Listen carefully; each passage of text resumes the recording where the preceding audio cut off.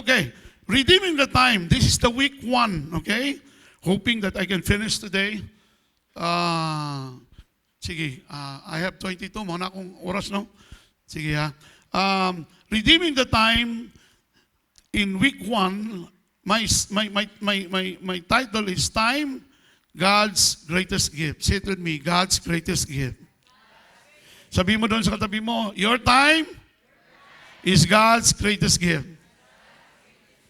Now, every day is a gift from God. Every day. Matag adlaw, matag ginhawa, matag mata mo sa buntag, it is a gift from God. Muna, pag karon Domingo, lipay kita no. Hala, pag unyang gabi, pag uli, muha na magiging ka na. Sus, Ginoo, Lunes na pad. Klase na pad, tuon na pod. Ang uban nga na bayron nun, kay nagbuhat og cheque, post-dated Monday. Ginoo, patrasa ang Lunes. Ibalik sa Sabado. Ngano yun ano? But we have to understand, every day is a gift from God. Hindi lahat ng natulog kagabi, nagising ngayong umaga. Pero ikaw nandito ngayon. Ibig sabihin, dapat kang pumalakpak. Dapat kang sumigaw ng hallelujah. Yun. Kasi naman ko yung uban, baka na bang di na mapasalamaton, magreklamo ba yun? Sama ng kinabuhian. Kabalo ba ka? Daga na gaampo. Nga maabtan pa silang Lunes. Tungod kayo na sila sakit. Daga na gaampo. Nga ikaw, magbagulbul ka kay Lunes na po. Manghinaot ko. Napagahuman aning adlawa. Uy, bago na akong ano. Isa man sa iyo yan. Thank you.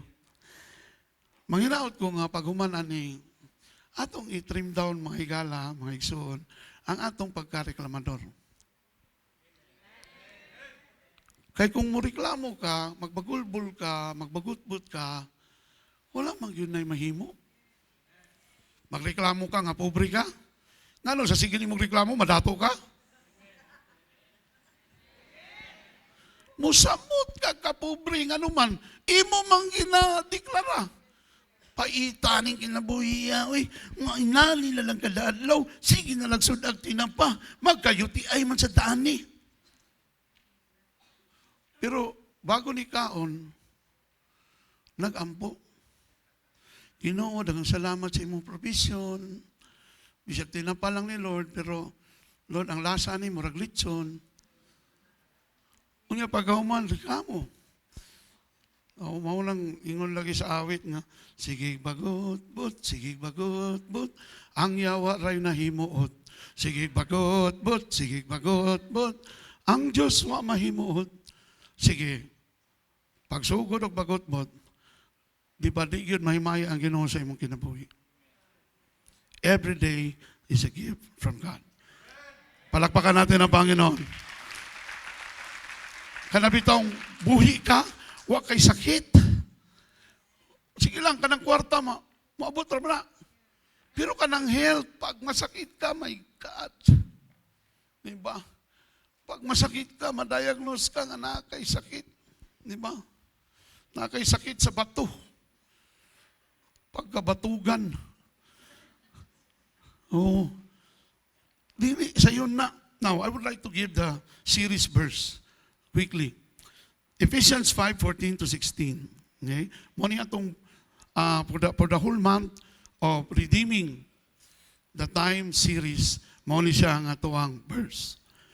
This is why it is said, wala dahil 14, no? I'm sorry, nagkamali ko. Sa 14, verse 14, this is why it is said, wake up, sleeper, rise from the dead, and Christ will shine on you. See then, okay, that you walk circumspectly, rightfully, not as fools, but as wise, redeeming the time because the days are evil. Father, I thank you for your word today. I believe, Lord God, that your word has been blessed 2,000 years ago. You have died, Lord, that in order for us to receive the word, That is why, Father, today we thank you that we will, Lord, that you will appropriate what you have done on the cross to the lives of each one. In Jesus' name, amen and amen. Palakpakan natin ang Panginoon. Now, the word here is redeeming the time. That's the series. Redeeming the time. Pastor, tinuod ba nga ma-redeem ang oras? Technically, it's not. But, naay pasabot ang Ginoo ani sa pagsulti niyang redeem or redeeming the time because the days are evil. Really, the days are evil. If you will watch the news, although I'm no longer watching news, kay wala namin nag-TV, 4th week na karon na wala namin TV, and wala na po kayo balita kung saan nakapangita po because I deactivated on Facebook because I wanted to focus on my time with the Lord. Because dili tiaw ang atong buhaton nga pag-extend sa hapon. Both technically and even financially, it's a walk on water. But one thing good, we are not walking alone on water. We are walking with Jesus. Hallelujah! Hallelujah! Pagsultian ta mo, pero di pa karon. Pagsultian ta mo, kung pila lang atong bayronon. Hallelujah! Makaingong yung ha? Oh, di ba? Watch out. Okay. So, redeeming. What is redeeming, by the way? Redeeming comes from a root word, deem, meaning to own something. Okay? We have it now? Okay. Deem means to own something. To redeem means to re-own and control it again. Because of sin, because of the fall of man, no, we lost the relationship that we have in God. But after Jesus, it was redeemed. Sa Bisaya pa na, in context pa na sa Pontiac, nalukat. Ingay mo katapad, dugay ra kang gilukat sa Ginoo. Oo. Kaya nakaprinda man kasayawa. For how many years we've been, napon man ta sa yawa. Tungod sa atong amahan nga si Adan. Dili Adan manatad. O kung dili si Adan. Tungod sa iyang gihimo, nadamay tang tanan ug nahimulag ta sa Ginoo.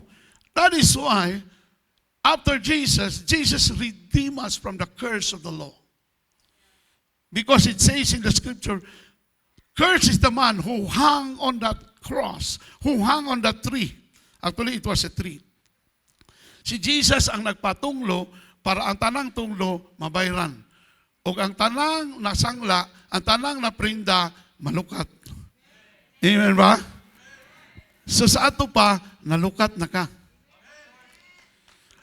Ayaw in taon itugot nga iprinta ni magbalik sa yawa ang imuhang kinabuhi. Mao bitaw sa encounter or sa ato ang retreat, we always emphasize, when we commit sin intentionally and repeatedly, as if we are putting Jesus back to the cross. And this time, you're the one handling the, kanang sa martilyo, the hammer, and the nails to the cross.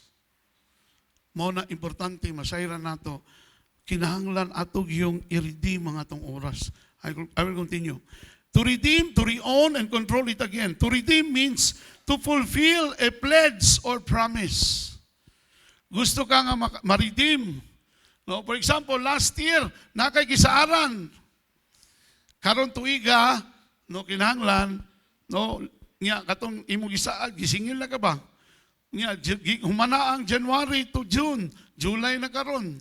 Second half na of the year. Dapat, if you want to redeem it, you have to fulfill what you have pledged or what you have promised. That is redemption. To convert into value. Okay? Kinahanglan ang imuhang oras, ma-convert siya sa value. You need to put value on your time to fulfill or pay an outstanding debt. Kung na kay utang, dapat nimong bayaran. Tingnan mo katapan, bayad na ta.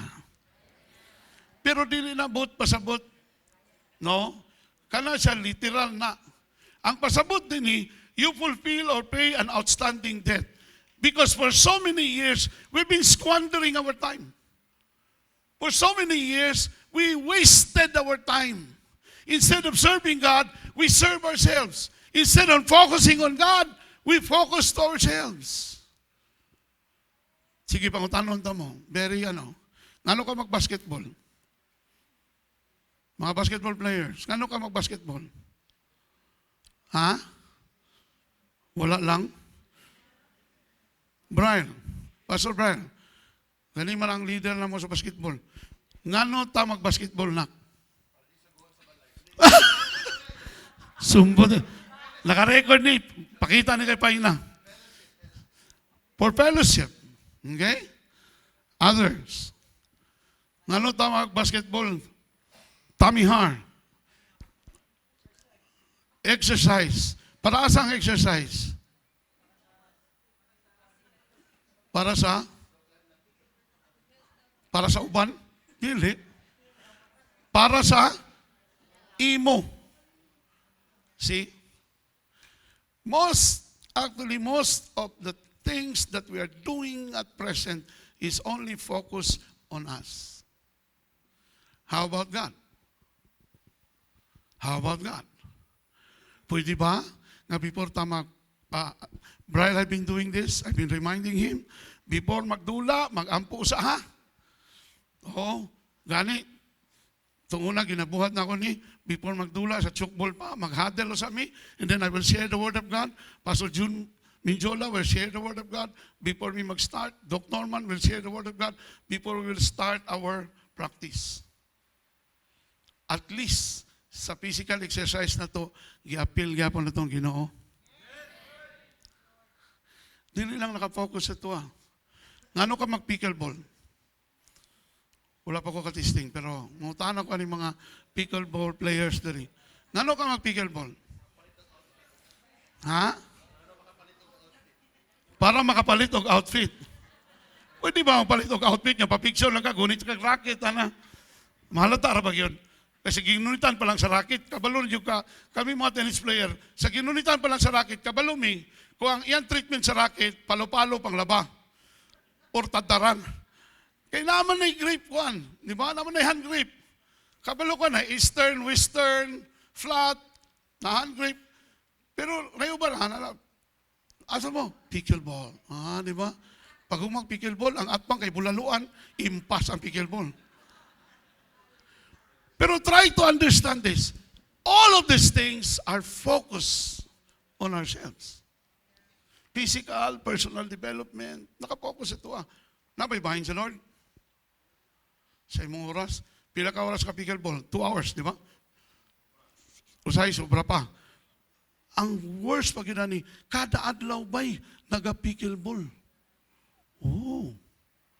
Pero dili kada adlaw, gabasa sa iyang Bible. Oy! Wow! Ha? Kada adlaw excited sa pickleball sa iyong mata. Pero pag Domingo, dugay mo mata. Oy! Kaya nung ko ito na, nag-workers, outing. Alas 5 mo larga ang bangka. Grabe ba? Why natulog ka ng gabi wag ko natulog. That's ba kay para di ko mabiyaan. Pero nga mag-Domingo late lagi ka. Nga naman kung mag-gather sa hub, late lagi ka. Usay absent pa yun ka.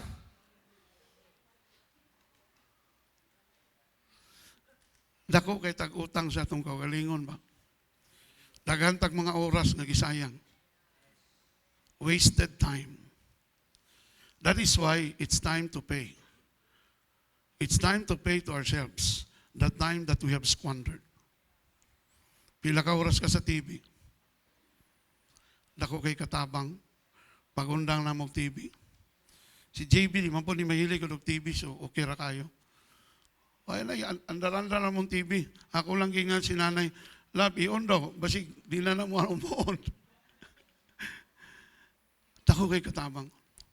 Karon, I make sure na my schedule every day is already planned. Announcement na ni Dan. Please don't invite me, no? O breakfast, kay dili jud ko mo, uban nimo. Because my time, every time mamata ko, until 9 o'clock, that's my time with the Lord. Mo-open lang ko sa kuwang schedule at 10 o'clock. The rest, kasi wala na eh. Pag muingon ka kunya ng gabi, kunya, imposible na. Pag ulin mo sa gabi, matulog naman yun ka, di na magay kakampo. Di ba? Ikaw na lang ka maingon nga, Lord, you know it all. Importante, kabalutan mo gamit sa atong oras. To fulfill or pay an outstanding debt. Kung last year, wala ka ka-devotional, listen, sa mga worship team, kita ko sa record, dagang kayo mo, wala mo nag-devotional. Ayaw latang, akuhaon mo sa Ginoo. Ayaw latang, makasakit mo. Wala ko nangante, pero this is a warning. Ayaw hulatang, nga paulihon na lang ka sa Ginoo, wa pag yung kakabalik sa imong devotional. Sayang ang oras. Ingong paninong rapi, ngano tagaan pa man kag Holy Spirit, ngano tagaan pa man kag helper, nga ultimong pagdevotional di gani ka mubuhat. Ngano manginanglan pa man kag helper nga wa man kay ginahimo. I want this to be clear with us today. To fulfill or pay an outstanding debt, to deliver on a commitment. Maunang, this week, no, there are schedules na gusto na ako i-cancel, pero kagahapon, ikuwang ko sa Ginoo ni, convicted ko ba? Hingon ang Ginoo sa Matthew 5:37. It's not in the outline, but it's in my devotional. Let your yes, Blair, let your yes be yes. And your no, no. For whatever is more than this is from the evil one. Ibig sabihin, no, pag nagsaad ka, nag-commit ka, himua. Especially pag nag-commit ka sa Ginoo. Ayaw saad sa ari ang Ginoo. Di na pareha sa inyong silingan. Ayaw siya tinuntuhi. Sorry for the word. No, you cannot fool God. God cannot be mocked. What you have planted, you will surely reap. Unsay imuhang gitanom, imuhog yun ang anihon. Amen ba? How to redeem your time. To take ownership and control of your time. That's how to redeem. To convert into opportunity to fulfill your purpose. Unsa man gyud ang purpose? Nganong na ako diri sa kalibutan? What on earth am I here for? Kailangan masagot mo yan eh. Why? Why am I here? Ano na ako doon sa tuwid? Ano wala ko sa CLC? Ano wala ko sa Lighthouse? Ano diri ko butang sa Ginoo? You should be able to know the purpose so that you can serve your purpose well. Amen ba? To design your days to create value in life. To design your days. Pwede ikaw mag-design sa imuhang adlaw. Pwede ikaw magbuot. I tell you a while ago, you don't have the control of time. You cannot stop the clock from ticking. But you can put value on every second sa imuhang kinabuhi because you have the control of your activities. Amen ba? Let's close everything in prayer. The main text for today is Genesis 1:14-18. I will not read that one kay medyo mahaba siya. But this is the story about the creation of man. Madaanan natin yan along the way. Ecclesiastes 3:1-11, it talks about time. Time to die, time to be born, time to die, time to be sick, time to heal. Diba? Time to be hurt, and then time to be delivered. So, a time to laugh and a time to cry. Everything naghihimo sa Ginoo sa atong kinabuhi has a time. Mo na usahay mo ingon ta, anong siya pa may namatay eh? Kinsa day mong gusto? Ang silingan to na ba niya? Kauban mi sa church yung anak. Ala siya, alam mo, pastor, tatanong talaga ako kay Lord, bakit siya ang kinuha ni Lord? Tindog ko na yung isa ka anak, nilakaw. Tapos pagkauman, sabi ko, ba't ka umalis? Yung anak ay, unsan sa Regional Intelligence Unit to na, police, anak ko, ba't ka umalis? Sabi niya, pastor, nasaktan ako sinasabi ni mami, araw-araw.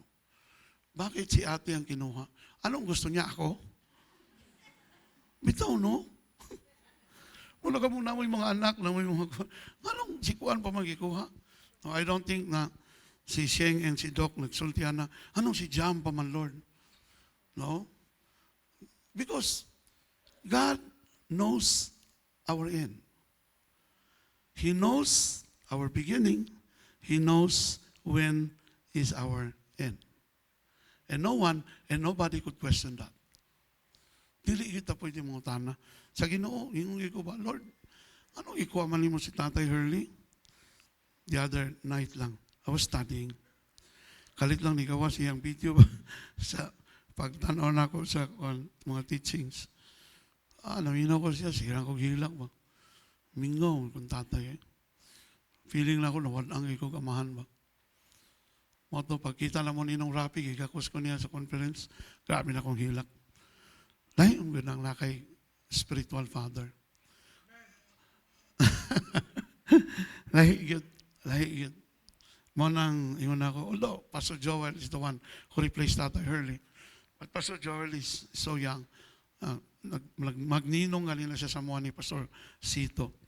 So, lisod po kayo, magdaddy mi niya.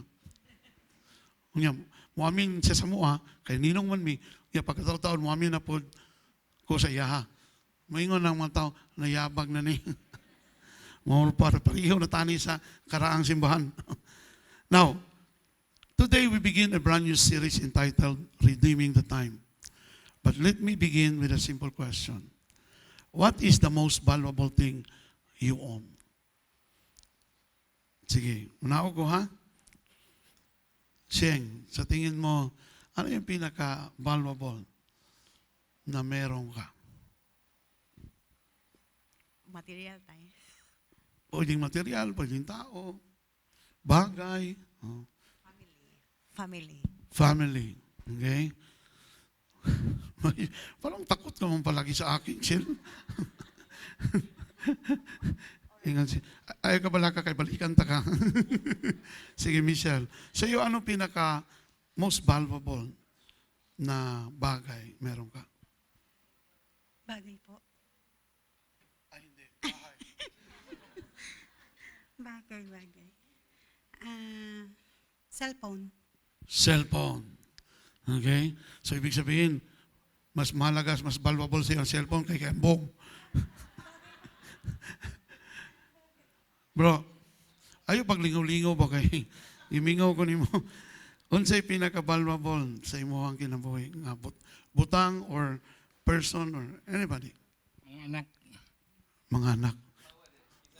Nganong mura magkahilakon ka. Mga anak.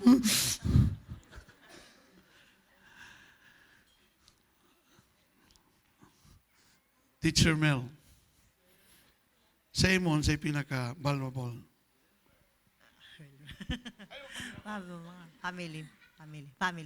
Family. Sige, palakpakan nato sila tanan.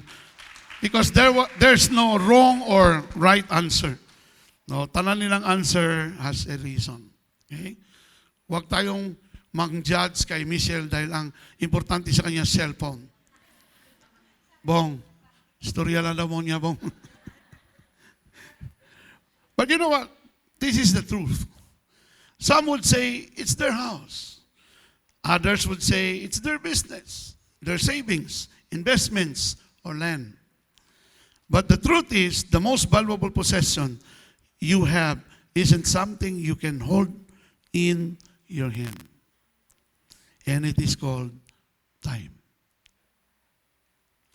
Oras. Kasi pag yung oras na yan ay kinapos sa buhay natin, there's no way na ma-restore natin. Bakit mo sinabi yan, Pastor? Because money lost can be earned again. Health lost can sometimes be restored. Na yung mga milagro, na yung healing, so pwede ma-restored ang health. Opportunities lost may come again.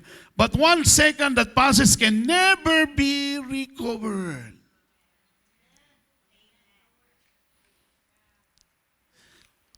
Ako nag-ampo ko sa Ginoo ba nga? Maki-istorya gid siya sa tuwarang buntaga.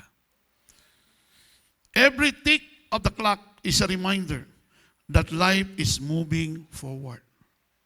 We celebrate birthdays, anniversaries, graduations, and milestones because time keeps moving. One day, we'll celebrate our last birthday on earth. Tatay Hurley, it's his birthday on July 9. Sad to say, unfortunately, hindi siya umabot. One day, we all breathe our last breath. What you are and what you become depends on how you use your time. Time cannot be stopped, but humans can control how it will be used. Dili na to maundang ang oras. No, kaganina, mura na may mataranta ni Pastor Raji. No, ka na bang, kung pwede pa lang, dako lang amo ang CR, sabay na may maligo ba? Eh, grabe ang oras pa, paspas kayo. Anan siya, pareha ka ron, no, last 5 minutes na lang, grabe ka, paspas ang oras. Ka na bang, I'm just joking. Okay? I will not go over time. Pwede mo na ako niputlon. Okay. Hindi mo makontrol ba? No? Pero pwede mo siya mabutangan or ma-assignan o mga valuable things sa imuhang oras. Things that you value. That is why Moses prayed, Lord, teach us to number our days, that we may gain a heart of wisdom. Psalm 90 verse 12. Okay? Can we go on to that slides? The Bible never tells us to count our money. Wala naging onda, Lord, teach us to count our money. It tells us to number our days, not just count it. But you have to number our days. Not just to count days. Dili lang ka mag-ihap og mga adlaw. No, kanabitang wa kay trabaho, nalang kas balay, sige, no, sige lang kaglingkod, dugayar gud sa oras eh. Pero pag nakay ginahimo, mataranta ka kay ngano man paspas kayo ang oras. But we are not counting days, we need to number days. Ano ibig sabihin nito? It tells us to number our days, not just to count it. Because if we value our days, we all value our lives. Because time is life. Time is life. Pag tinanong ka, how old are you now? Pila na yung edad? I'm 80 years old. You are counting your time. 80 years old. The Bible is very clear. You will live until 70. And you will extend until 80 if you still have the strength. That's the time. Today, I want us to discover why time is God's greatest gift. Number 1, time is God's common gift. Bakit? Ano sinabi? Then God said, let there be lights, okay, in the firmament of the heavens to divide the day from the night. And let them be for signs. Mao ni siya ang timailhan nga ang panahon o ang adlaw o ang tuig natapos na. Sa creation pa lang, Genesis chapter 1. If you notice something interesting, before God created man, Adam, He created time. Nakita ninyo na? Kapila naman ito basa-basa Genesis, no? Oh, pero, paano na? Meditate na. Nga naman, nga before gi-create sa Ginoo ang tao, gi-create niya una ang oras, ang panahon. Days, evening, and night and day. The sun was created to give light every day. And the moon was created to shed light during nighttime. Everything were created because of time, because of season. God established days, nights, seasons, months, years before He created Adam. Why? Because God wanted mankind to live in an orderly world. Magulo ang mundo. Kaya nung inumpisahan ng Diyos ang mundo, talagang was in order. Nagulo ito. No, sabi sa Bible, when God created the heavens and the earth, the world or the earth is without form. Walay kuan ba? Walay forma. Siya ang naghimo ani. Siya ang nagbutang forma. Siya po nagbutang og order. But sad to say, we don't value our time. That's why our life is now in this order. Kaya nagkabulilyaso yung buhay natin kasi we don't respect the time that God has given us. And most of the time, not all of the time, but most of the time, we are so focused on ourselves. We're so focused on our family. Ginabuhat ako ni, kabalo ba mo nga wala ko'y time ni sa inyo din sa balay, kaya ginabuhat ako ni para ni sa inyo hatanan. Asa ang para sa Diyos?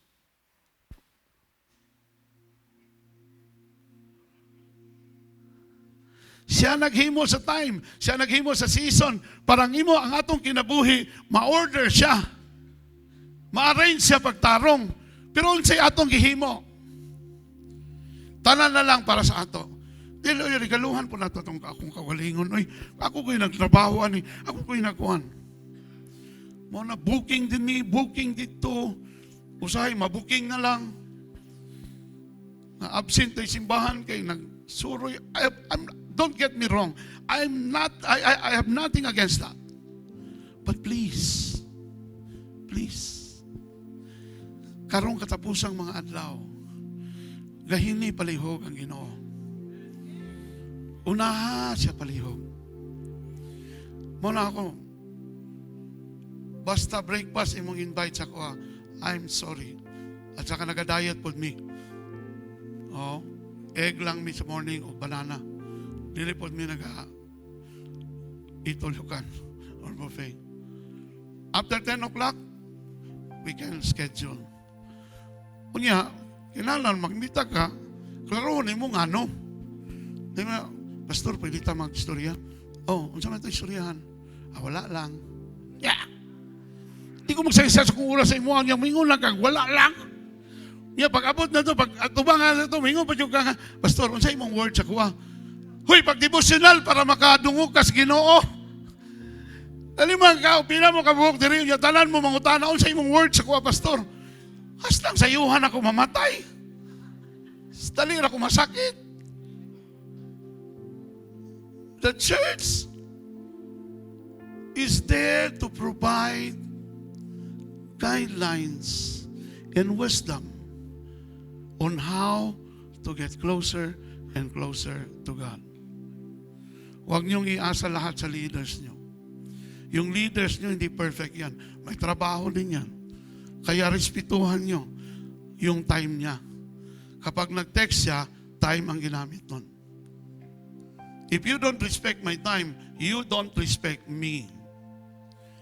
Pag nag-post ko, no, kanang sa leaders, masukog yun ko, kung sinson lang ang uban. Kung unsa man eh, kalag na lang ni Nazareth. You have to reply. Why? Because I'm using my time. In these last days, I'm trying to consume my time on valuable things. You are valuable to me. You leaders, you are valuable to me. We prayed for you every day. Kaming dalawang mag-asawa. Huwag mo naman kaming bastusin. Hindi ako galit. Papaalala lang. Hindi lang towards us, even towards other people. Nag-text si inani sa imo, imong friend. No? Pwede man ka maingon nga, pwede man ka mag-record. Usually, anak ko ginahimo ron. Kaya nag-drive ko niya, hindi na ko makakban ba. Ako lang pindutuntong ko, ko, mubalik na ko ha, matubag na ko sa imo taod-taod, nag-drive pa ko. Because he's using his time. Respect the time that he used for you. Walakpakan na itong Ginoo. Ay murag seryoso na kaya. God is a God of order. Time was not man's invention. Time was God's creation. Ginoo naghimo sa oras. Kaya ayaw sayanga ang iyang gihimo. Because time is God's creation. Ayaw sayangi. James 1:17. Every good gift and every perfect gift is from above. Time is once God's perfect gifts. Every morning, God deposits another 24 hours into your account. Gina-deposito nga kasi 24 hours. Ang uban, wala deposituhan mo ng dido na. Ang uban, wala na, naundang na ang deposit sa Ginoo sa ila. Munang wala na sila. They ran out of time to live because God already stopped depositing the 24 hours sa ilahang kinabuhi. Every morning, nag-deposit ang Ginoo. Not because we earn it, but because He is gracious. Love kay ka ni Lord. Life kay ta ni Lord. Pila ka tuig na tanag usik-usik sa oras na iyang gihatag. Sana sa araw na ito, no, na ay silbi ang akong wali. Sayang mo po kung kaniya akong wali, imo lang ning reviewon, pag patay na ko, pag wala na ko, magsige na lang kaghilak. Karon nga buhi pa ko, no, pangita nimo sa Ginoo nga nakay nakatunan. Amen ba? Every morning, no, every sunrise says, I still have a purpose for you. Kada mata nimo makita nimo ang adlaw nga nisubang, ang mensahe na sa Ginoo, I still have a purpose for you. Don't just ignore it. Put value on it. Don't just ignore it. Don't just take it lightly because one day you will run out of sunrise.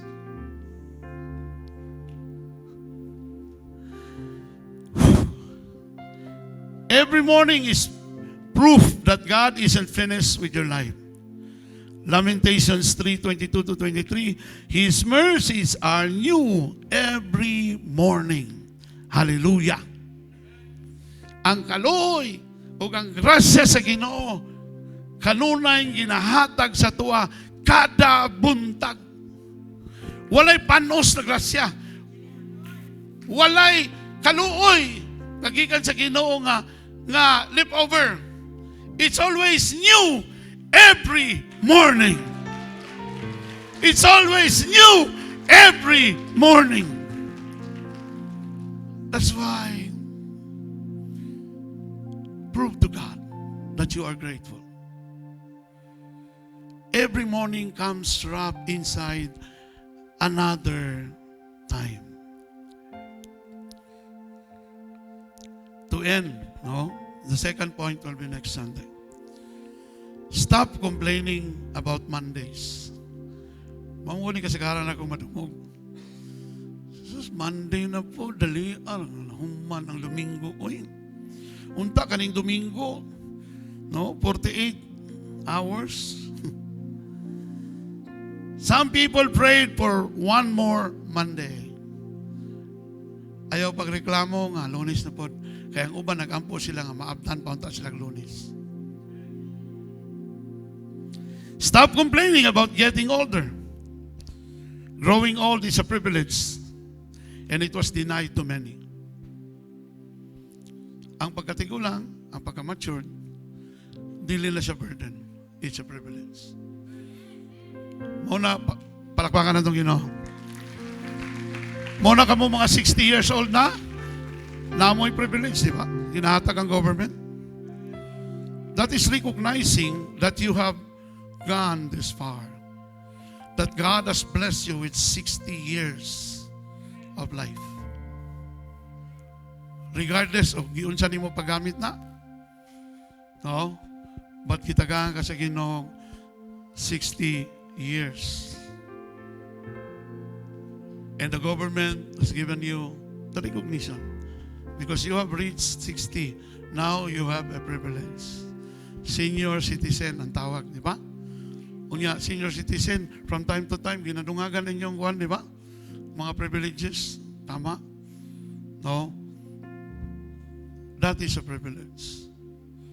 Ayaw pagreklamo kay tiguang na ka, siya naman ng tiguang naman tayo, giyango-ango naman ko, lalo naman ko makalimot. Kinsa gani ka? Pero kamo mga senior, you are an encouragement to the younger generation. Every time I see Ninong Andre, Ninang Georgie, I'm always reminded by God that, you know, Blair, I've been so good to you because God has given you this couple in your life. I'm always proud to say, I am not what I am today, if not because of Ninong Andre. He is the one who brought me to the mountains and allowed me to see the life outside of the city. And yung inumpisahan niya, lumago ito ng husto. Hindi lang sa Pilipinas, but even in other places. Do not squander a little bit of your time. Put value on your time. Don't be absent next Sunday. Because the next point will be tackled next Sunday. Time is God's great equalizer. See you next Sunday.